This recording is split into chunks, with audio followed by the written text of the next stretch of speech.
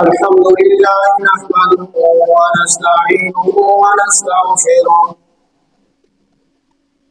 ونؤمن به ونتوكل عليه ونعوذ بالله من شرور أنفسنا ومن سيئات أعمالنا.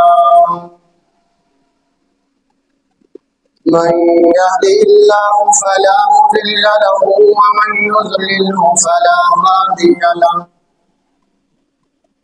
ونشهد أن لا إله إلا الله، ونشهد أن محمدا عبده ورسوله. أما بعد، أعوذ بالله من الشيطان الرجيم. بسم الله الرحمن الرحيم.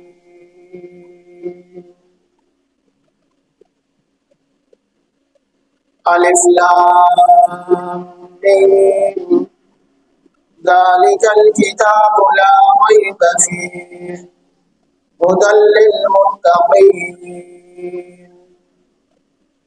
أو كما قال الله تبارك وتعالى في الكلام المجيد والفرقان الحميد. وقال النبي صلى الله عليه وسلم: خيركم من تعلم القرآن وعلمه، أو كما قال عليه الصلاة والسلام. صدق الله المولانا العظيم وصدق رسوله النبي الكريم، ونحن على ذلك لمن الشاهدين والشاكرين، فالحمد لله رب العالمين. تمام سامعین دل کی محبت سے درود شریف پڑھیں. اللهم صل على محمد النبي الأمي وعلى آله وأهل بيته وأزواجه وذرياته وخلفائه وأصحابه وسلم تسليما. اللهم صل على محمد وآله وعترته بعدد كل معلوم لك. میرے محترم سامعین اور میرے عزیز دوستوں بزرگوں،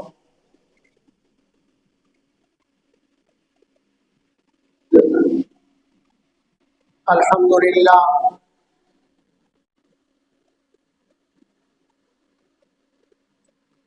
اللہ تبارک و تعالیٰ کی مہربانی کے ساتھ ہم رمضان المبارک کے مہینے میں چل رہے ہیں.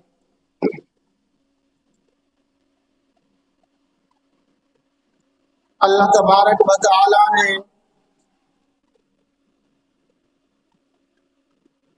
اس مہینے کا جو بڑی فضیلت دی ہے، اس مہینے کو جو اللہ تبارک و تعالیٰ نے تمام مہینوں کا سردار بنایا،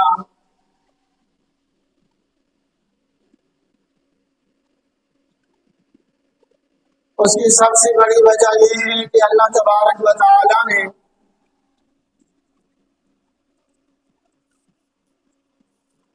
اس مہینے کے اندر قرآن کا نزول فرمایا. لوح محفوظ سے آسمانی دنیا تک اللہ تبارک و تعالیٰ نے پورے قرآن کو اس مہینے کے 27 رمضان کو نازل فرمایا. پھر لوح محفوظ سے ایک ایک آیت، دو آیت، چند آیتیں 23 سال کے عرصے میں حضرت جبرائیل علیہ السلام اللہ تبارک و تعالیٰ کے حکم سے نبی صلی اللہ علیہ وسلم کے پاس لے آتے رہے.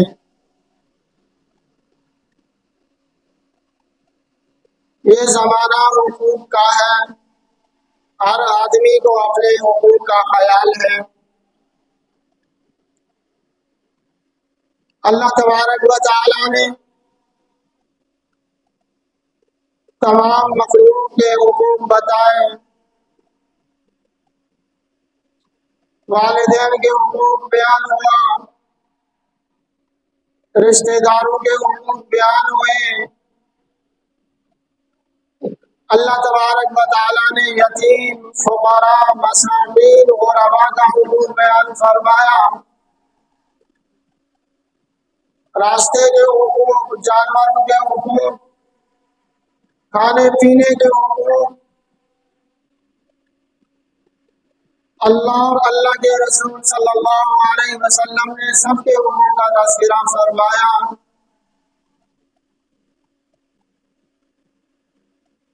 اور نبی صلی اللہ علیہ وسلم نے قرآن مجید کے بھی حقوق بیان فرمائے۔ انشاءاللہ آج جمعے میں چند باتیں قرآن مجید کے حقوق کے بیان میں آپ کے سامنے عرض رکھوں گا۔ قرآن مجید وہ کتاب ہے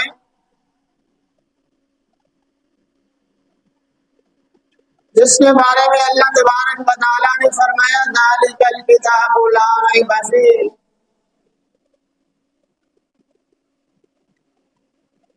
یہ وہ کتاب ہے جس میں کوئی شک نہیں۔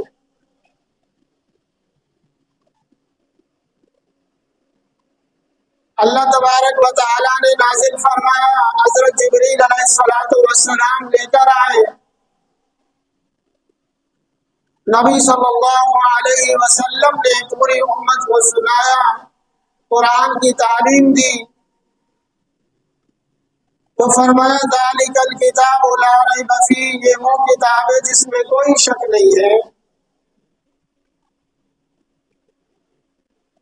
زمین و آسمان کی تخلیق سے پہلے، زمین و آسمان کی پیدائش سے ہزاروں سال قبل، جب اللہ تبارک و تعالیٰ نے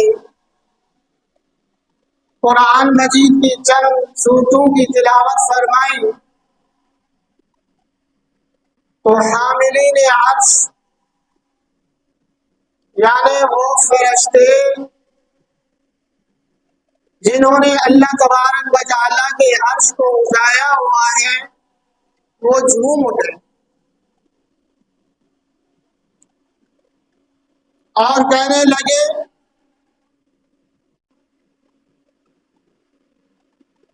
بڑی عظمت والی ہے وہ امت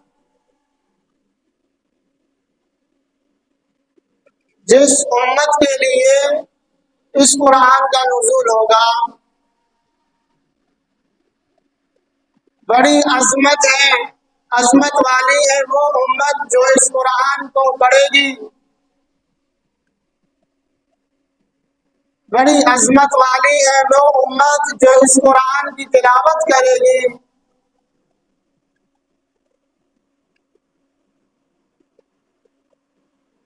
خوش قسمت ہے وہ لوگ جو اس قرآن کو اپنے سینے سے لگائیں گے، جو اس قرآن پر عمل کریں گے، جو اس قرآن کو اپنی زندگی کا حصہ بنائیں گے، تو زمین و آسمان کی پیدائش سے ہزاروں سال قبل جب اللہ تبارک و تعالیٰ نے اس قرآن کی چند سورتوں کی تلاوت کی،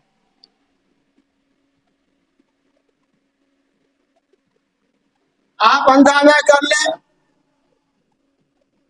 اس امت کو اللہ تبارک و تعالیٰ نے کتنی بڑی عظمت دی ہے۔ اللہ تبارک و تعالیٰ نے ہمیں نبی کو دیا جو تمام انبیاء کا سردار، اللہ تبارک و تعالیٰ نے ہمیں وہ کتاب دی جو تمام کتابوں کی سردار، اللہ تبارک و تعالیٰ نے ہمیں تمام امتوں کا سردار بنا دیا۔ اس امت پر اللہ تبارک و تعالیٰ کی بڑی مہربانیاں ہیں۔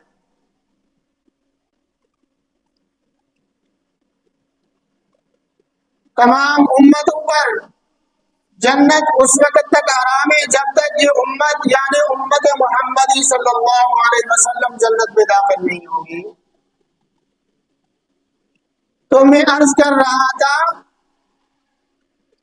اللہ تبارک و تعالیٰ نے رمضان المبارک کو اتنی بڑی فضیلت دی ہے، اس کی وجہ کیا ہے کہ اللہ تبارک و تعالیٰ نے اس مہینے میں قرآن کا نزول فرمایا۔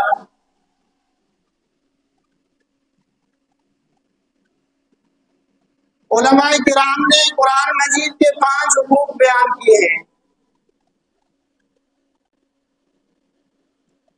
قرآن مجید کا پہلا حق یہ ہے کہ ایمان بالقرآن،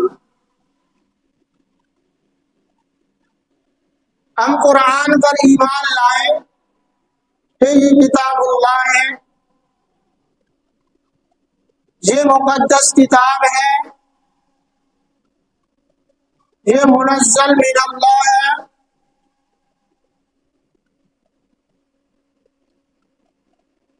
اور اس کتاب میں کوئی شک نہیں ہے۔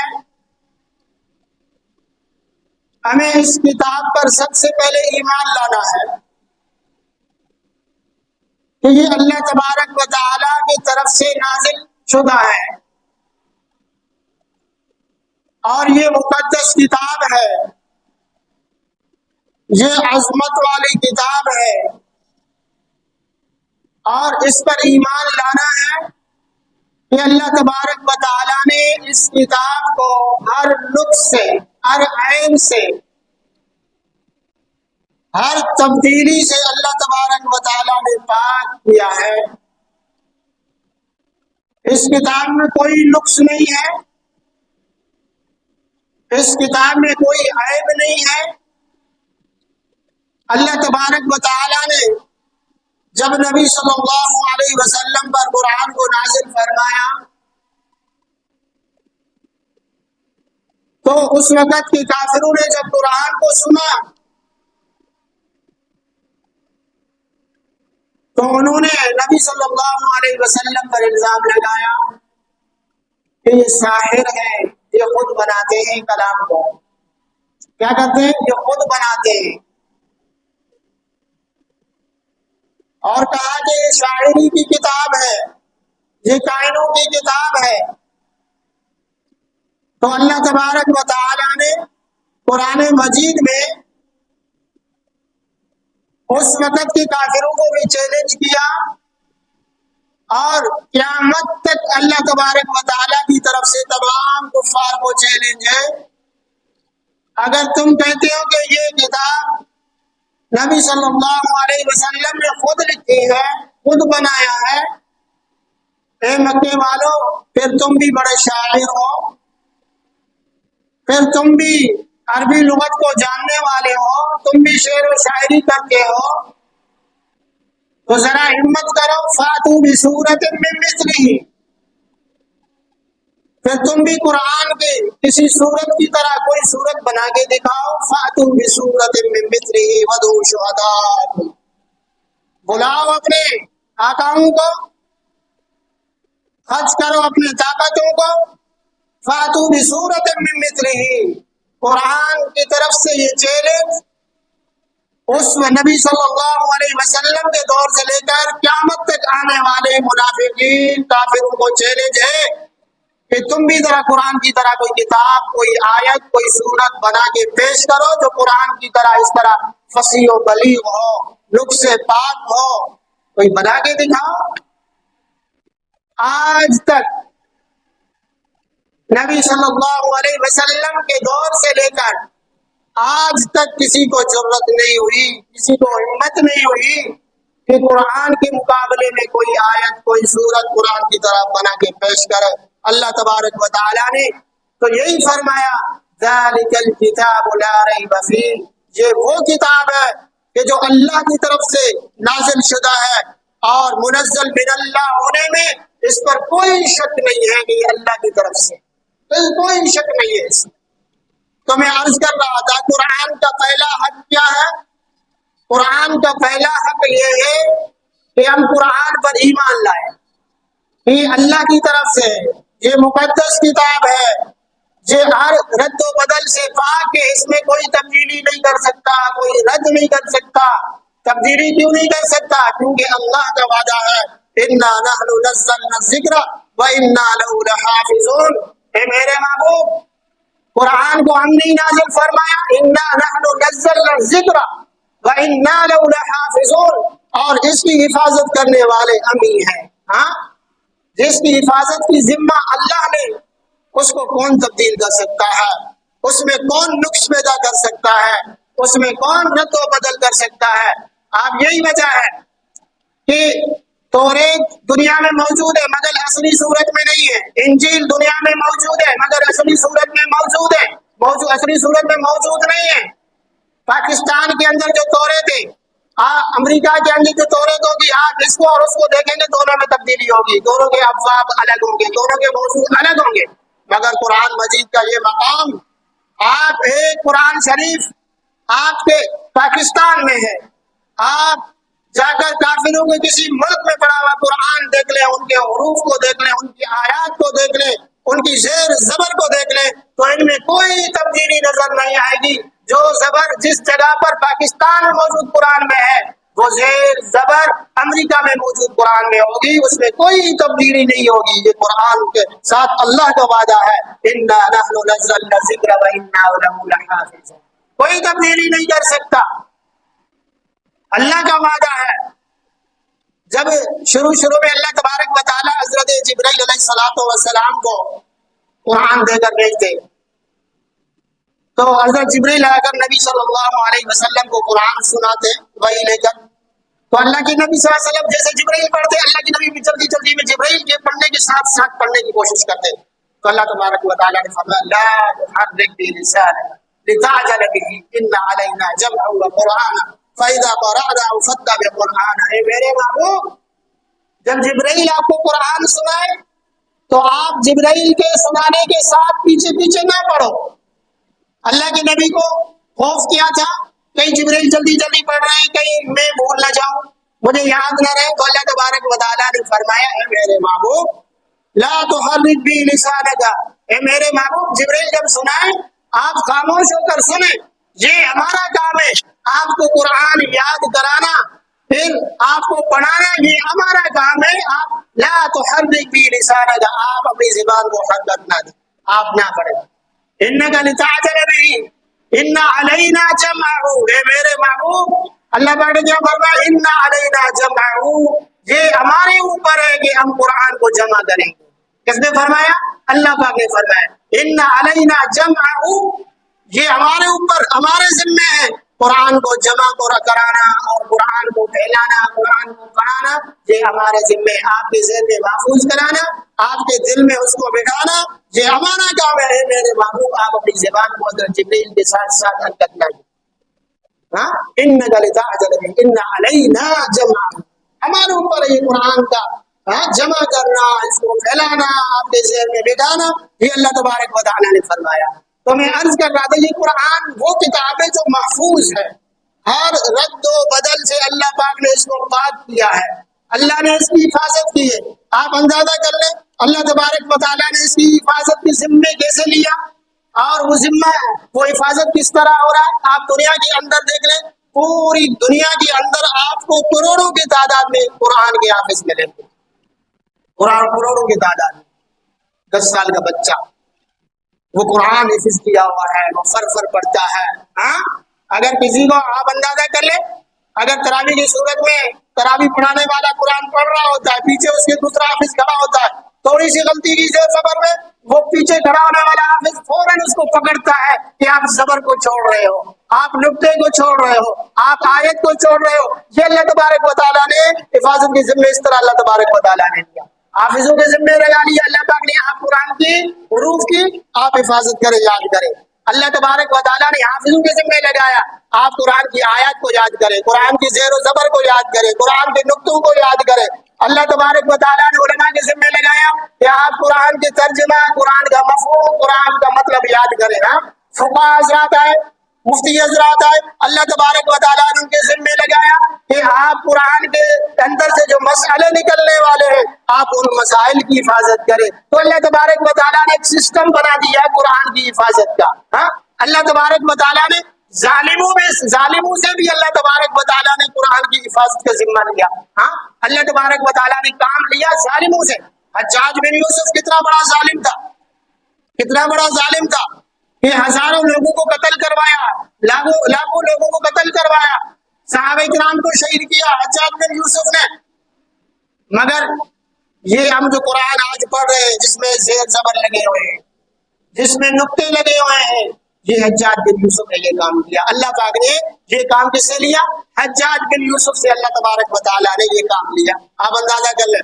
حجاج بن یوسف کا ایک واقعہ ہے کہ جب قرآن میں زیر زبر ڈلوا رہا تھا، نقطے ڈلوا رہا تھا، تو یہودیوں کے ایک جماعت 10 آدمیوں پر مشتمل ایک جماعت یہودیوں کی حجاج بن یوسف کے پاس آیا. قرآن کے اندر سورہ کہف میں حضرت موسیٰ اور حضرت خضر علیہ السلام کا ایک واقعہ ہے، اس کا تذکرہ ہے کہ حضرت موسیٰ اور حضرت خضر ایک گاؤں میں گئے، رات ہو گئی. گاؤں والوں کو کہا ہم یہاں رہیں گے، ہمیں کھانا کھلاؤ. تو وہ گاؤں والے یہودی تھے، تو انہوں نے نہ رہنے دی ان کو، نہ کھانا کھلایا ان کو، حضرت موسیٰ اور حضرت خضر علیہ السلام کو. تو اللہ تبارک و تعالیٰ نے قرآن میں ان کا تذکرہ کیا ابو کہ انہوں نے انکار کیا کھانا کھلانے سے حضرت موسیٰ اور حضرت خضر کو. تو یہودیوں کی جماعت حجاج بن یوسف کے پاس آئی، کہا کہ آپ ابو کی جگہ اتو لکھیں، ابو کی جگہ با کو آپ مٹا دیں، نقطے کو با کی مٹا دیں، آپ اوپر تا لگائیں تاکہ ہماری عزت برقرار رہے. جتنی دولت آپ کو چاہیے ہم دیں گے، جتنا سونا چاندی خزانہ چاہیے ہم آپ کو دیں گے، مگر یہاں پر ہماری بےزتی ہو رہی یہودیوں کی کہ آپ یہاں پر با کے نقطے کو ختم کریں، با کی جگہ تا لگا دیا. تو کا مانا ہے کہ انہوں نے ان کا اکرام کیا، جیسے انکار کیا تھا انہوں نے اقرار کیا، کھانا کھلایا. تو حجاج بن یوسف نے کیا کہا کہ تم کہہ رہو، ان کو بٹھایا کمرے میں اور گھر سے تلوار لے کر آئے. جو 10 یہودی جو آئے تھے اس مقصد کے لیے، سب کو لائن میں کھڑا کیا اور سب کی گردنوں کو جسم سے الگ کر دیا. کہا کہ ظالموں، میرے پاس ایک ہی تو نیکی ہے، کیا تم لوگ میری ایک نیکی بھی ضائع کرنا چاہتے ہو؟ حجاج بن یوسف نے تمام 10 یہودی کو قتل کروایا. تو آپ اندازہ کر لیں اللہ تبارک و تعالیٰ نے قرآن کی کیسے حفاظت کی ہے. حافظوں کے ذمے لگائے کہ آپ قرآن کے حروف یاد کریں، قرآن کے نقطے یاد کریں، قرآن کی زیر و زبر یاد کریں، قرآن کی آیت یاد کریں. علماء کے ذمے لگائے اللہ تبارک و تعالیٰ نے کہ قرآن کے معنی یاد کریں، قرآن کا ترجمہ یاد کریں، قرآن کا مفہوم یاد کریں. اور محدثین کے ذمے لگایا آپ قرآن کی تشریح حدیث کے مطابق کریں. اللہ پاک نے فقہاء کے ذمے لگایا کہ آپ قرآن سے مسائل نکال کر قرآن کی حفاظت کریں. تو اللہ تبارک و تعالیٰ نے اس طرح قرآن کی حفاظت کی ہے. آج تک دنیا میں کسی کو ضرورت نہیں ہوئی قرآن کی ایک آیت کو تبدیل کرے یا قرآن کی ایک نقطے کو چینج کر کے دکھائے کہ اللہ تبارک و تعالیٰ نے قرآن کی اس طرح حفاظت کی ہے. تو قرآن کا پہلا حق کیا ہے؟ ایمان بالقرآن، یہ اللہ تبارک و تعالیٰ کی طرف سے نازل شدہ ہے. قرآن کا دوسرا حق کیا ہے کہ قرآن کی تلاوت کرنا، قرآن کی تلاوت کرنا. مگر افسوس کی بات ہے ہمارے پاس موبائل کے لیے کام ہے، گھنٹوں گھنٹوں موبائل کو دیکھتے ہیں، ہاں گھنٹوں گھنٹوں موبائل میں فلمیں دیکھتے ہیں، مگر ہمارے پاس ٹائم نہیں ہے تو قرآن پڑھنے کے لیے ٹائم نہیں. اخبار پڑھنے کے لیے ہمارے پاس ٹائم ہوتا ہے مگر قرآن پڑھنے کے لیے ہمارے پاس ٹائم نہیں ہے. ہاں دوستوں کے پاس بیٹھ کر ہم گپے لگاتے، کچاریاں کرتے، فضول باتیں کرتے ہیں، یہ وقت تو ہمارے پاس ہے مگر قرآن کی تلاوت کے لیے ہمارے پاس وقت نہیں ہے. اللہ کے نبی صلی اللہ علیہ وسلم نفل نمازوں میں 6 سپارے پڑھتے تھے، 6 پارے پڑھتے تھے اللہ کے نبی صلی اللہ علیہ وسلم نفل کی نمازوں میں. قرآن کی اتنی تلاوت کیا کرتے تھے. پھر رمضان کا مہینہ ہے، اللہ کے نبی صلی اللہ علیہ وسلم اور زیادہ تلاوت کیا کرتے تھے. حدیث میں آتا ہے کہ رمضان کے مہینے میں حضرت جبرائیل علیہ السلام نبی صلی اللہ علیہ وسلم کو قرآن سناتے تھے. پھر نبی صلی اللہ علیہ وسلم حضرت جبرائیل کو قرآن سناتے تھے. آپ اندازہ کر لیں. تو ہمیں بھی چاہیے کہ ہم قرآن کی تلاوت کا اہتمام کریں. ہاں صبح شام جب بھی موقع ملے فارغ بیٹھے ہوئے ہماری زبان پر قرآن کی تلاوت ہو. قرآن کی تلاوت ہو، یہ وہ کتاب ہے کہ زمین و آسمان کے تخلیق سے ہزاروں سال پہلے اللہ تبارک و تعالیٰ نے جس کتاب کی تلاوت کی وہ قرآن مجید. ہاں، دوسرا حق قرآن مجید کا تلاوت کرنا. تیسرا حق قرآن مجید کا ہے قرآن کو سمجھنا. قرآن کو سمجھنا کہ آج ہمیں قرآن کی سمجھ نہیں ہے، ہمیں پتہ ہی نہیں ہے. سورہ فاتحہ ہے، سورہ فاتحہ کے اندر میرا رب مجھ سے کیا کہتا ہے آج کے مسلمان کو پتہ نہیں ہے. سورہ فاتحہ کے اندر میرا اللہ مجھ سے کیسے بات کرتا ہے ہاں مسلمان کو پتہ نہیں ہے.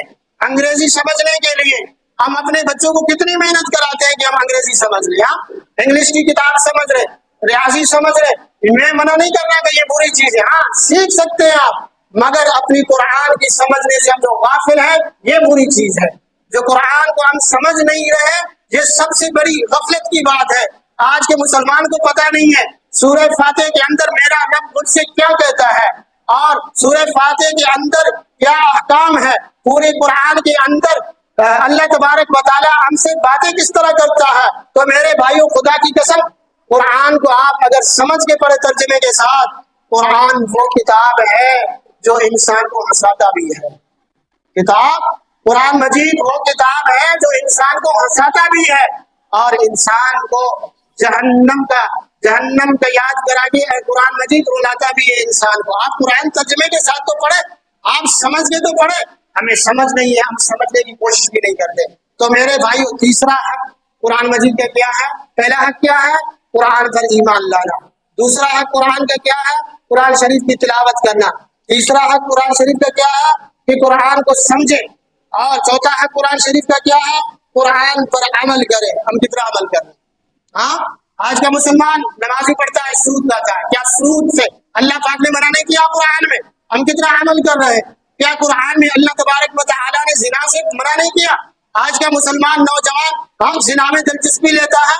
آج کا ہمارا نوجوان مسلمان زنا اور شراب کی طرف رجحان رکھتا ہے. کیا اللہ تبارک و تعالیٰ نے زنا سے اور شراب سے قرآن میں منع نہیں کیا؟ تو میرے بھائیوں، قرآن نے زنا سے منع کیا. آج ہم قرآن پر عمل نہیں کر رہے، آج ہم زنا کی طرف جا رہے ہیں. قرآن نے شراب سے منع کیا، ہم شراب کی طرف جا رہے ہیں. قرآن نے سود اور بیاج کے کاروبار سے منع کیا. آج کا مسلمان بیاج بھی کھاتا ہے، سودی کاروبار بھی کرتا ہے. قرآن نے جھوٹ بولنے سے منع فرمایا، لعنت اللہ علی الکاذبین کہا، مگر آج کا مسلمان اٹھتے بیٹھتے جھوٹ بولتا ہے، کاروبار میں جھوٹ بولتا ہے، جھوٹی قسمیں کھاتا ہے.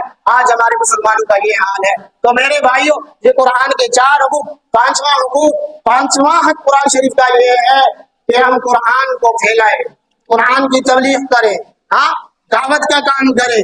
یہ صرف نبی صلی اللہ علیہ وسلم کے ذمہ نہیں تھا.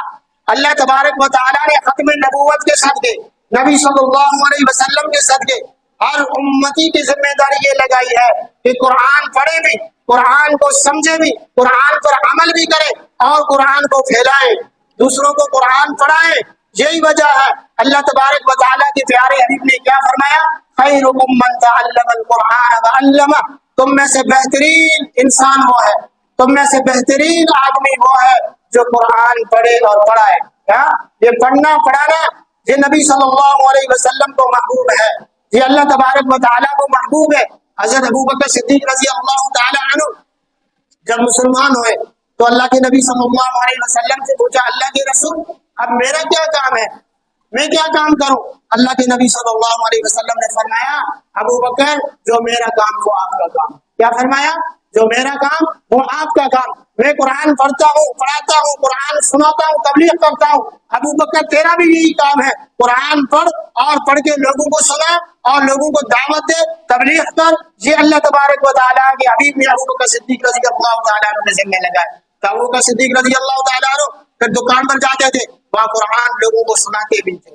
ہاں، ابوبکر صدیق صبح سے لے کر شام تک لوگوں کو پکڑ کے لاتے. اللہ کے نبی اس نے قرآن سن کے مسلمان ہونا چاہتے، اللہ کے نبی سو کلمہ پڑھائیے. آپ اندازہ کر لیں، یہ ہمارے ذمے ہے کہ قرآن کو سمجھے، قرآن پر عمل کرے، پھر قرآن کی تبلیغ بھی کرے، قرآن کو پھیلائے، دعوت کا کام کرے. یہ سب مسلمانوں کی ذمہ داری ہے.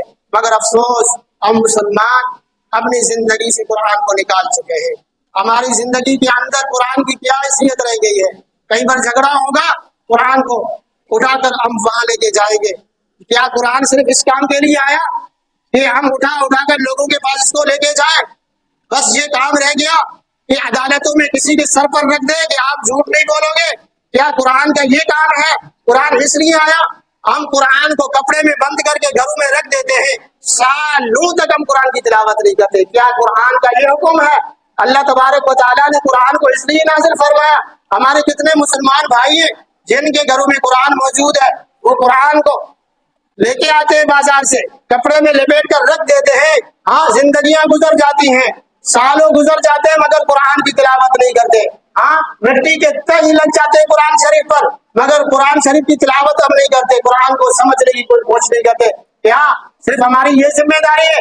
آج کا مسلمان یہی سمجھ لیا کہ 150 روپے کا کپڑا لے کر قرآن کو لپیٹ کے رکھ دو، یہی ثواب ہے. کیا یہی کام، یہی حکم اللہ کے نبی نے ہمیں دیا کہ ہم صرف یہی قرآن کو کپڑا لپیٹ کر رکھ دیں؟ نہیں میرے بھائیوں، اللہ تبارک و تعالیٰ نے قرآن کو نازل فرمایا کہ اپنی زندگی کا حصہ بناؤ، اپنی زندگی کا حصہ بناؤ. جس طرح ہم دکان سے کوئی چیز لے کر آتے ہیں، فرج لے کر آتے ہیں، اور دکاندار ہمیں کیا دیتا ہے؟ ایک کتابچہ بھی دیتا ہے، ہمیں ایک بکڑی بھی دیتے ہیں ہمیں کہ اس کتاب کے اندر اس فرج کے بارے میں آپ کی رہنمائی کی گئی ہے، اس کو اس طرح چلاؤ، اس کو اس طرح چلاؤ، اس میں یہ چیزیں رکھو. ہاں، تو اس کو دیکھ کر ہم فرض کو چلاتے ہیں تاکہ ہم نقصان سے بچ جائیں. تو میرے بھائیوں، اللہ تبارک و تعالیٰ نے انسان کو پیدا کیا، ہمیں مسلمان بنایا، تو اللہ تبارک و تعالیٰ نے ساتھ میں قرآن بھی ہمیں دیا. اللہ پاک نے کہ تمہاری زندگی کس طرح تمہیں زندگی گزارنی ہے وہ اس قرآن کے اندر موجود ہے. آج ہم نے اپنی زندگی سے قرآن کو نکال دیا. جھگڑا ہوگا قرآن لے کے جاؤ. ہاں، کسی کے پیٹ میں درد ہوگا اس کے پیٹ پر رکھ دیں گے قرآن شریف، سر میں درد ہوگا اس کی سر پر رکھ دیں گے، بخار ہو جائے گا ہاں کم کر کے پلائیں گے. میرے بھائیوں، یہ بھی شفا ہے، مگر اصل مقصد قرآن کا یہی ہے کہ اپنی زندگی کا حصہ بناؤ، اس کو اپنی زندگی کا حصہ بناؤ. تو میرے بھائیوں، دعا فرمائے اللہ تبارک و تعالیٰ جو کچھ میں نے کہا سب کو اللہ پر سمجھنے کے بعد اللہ پر طرف سے عمل کرنے کی توفیق نصیب فرمائے. وما علینا الا البلاغ، الحمدللہ رب العالمین، والعاقبۃ سبحان اللہ، سبحان اللہ، اللہ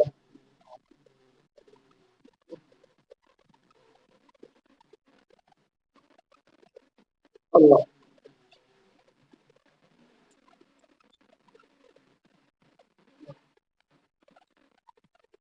اللہ.